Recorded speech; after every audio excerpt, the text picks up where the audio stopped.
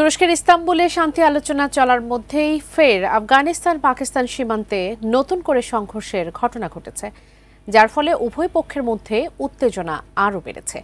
এতে কয়েকজন নিহত ও আহত হয়েছেন। বিষয়টিকে কেন্দ্র করে দুই দেশই একে অপরের বিরুদ্ধে যুদ্ধবিরতি লঙ্ঘনের অভিযোগ করেছে।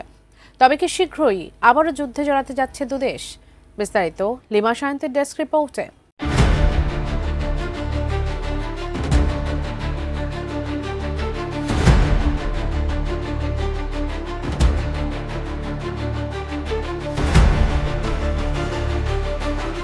কাতার এবং তুরস্কের মধ্যস্থতায় ইস্তাম্বুলে আফগানিস্তান ও পাকিস্তানের প্রতিনিধি দলের মধ্যে যুদ্ধবিরতি চুক্তিকে চূড়ান্ত করার লক্ষ্যে আলোচনা চলছিল।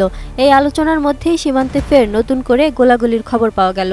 বিভিন্ন আন্তর্জাতিক সংবাদ মাধ্যমের প্রতিবেদন বলছে, আফগান কর্মকর্তারা জানিয়েছেন ৬ নভেম্বরের এই সংঘর্ষে অন্তত ৫ জন নিহত ও ৬ জন আহত হয়েছেন, যাদের মধ্যে বেশিরভাগই বেসামরিক নাগরিক। এদিকে আফগানিস্তান পাকিস্তান দুই দেশই সীমান্ত সংঘর্ষ শুরুর জন্য একে অপরকে দায়ী করেছে। আফগানিস্তানের অভিযোগ, পাকিস্তান যুদ্ধবিরতি লঙ্ঘন করে গোলাবর্ষণ করেছে। এই নতুন সংঘর্ষ অক্টোবরের শুরুর দিকে হওয়া প্রাণঘাতী সংঘাতের স্মারক, যেখানে জাতিসংঘের হিসাব অনুযায়ী ৭০ জনেরও বেশি মানুষ নিহত হয়েছিল। RICL TMX, যুগের পর যুগ স্থাপনা থাকে মজবুত।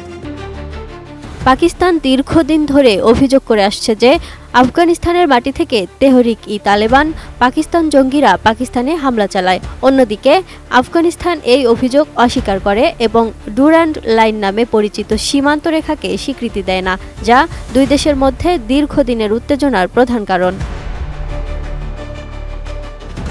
তবে ইস্তাম্বুলে চলমান শান্তি আলোচনা ব্যর্থ হলে পাকিস্তান সামরিক অভিযান চালাতে পারে বলে পাকিস্তানের প্রতিরক্ষা মন্ত্রী হুঁশিয়ারি দিয়েছিলেন। এই পরিস্থিতিতে সীমান্তে নতুন করে উত্তেজনা শান্তি প্রক্রিয়াকে জটিল করে তুলেছে। গত অক্টোবরের সংঘর্ষ শুরু হয়েছিল পাকিস্তানের বিমান হামলার পর, যেখানে ইসলামাবাদ টিটিপি নেতাদের টার্গেট করেছিল।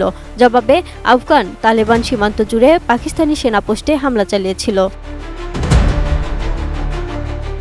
যদিও দুই দেশের সেনাবাহিনীর মধ্যে যুদ্ধবিরতি এখনও কার্যকর, তবুও পাকিস্তানি সেনা ও টিটিপি জঙ্গিদের মধ্যে সংঘর্ষ অব্যাহত রয়েছে। এতে দুই পক্ষেই অনেক হতাহতের খবর পাওয়া গেছে। Lima Sayanti, ATN news.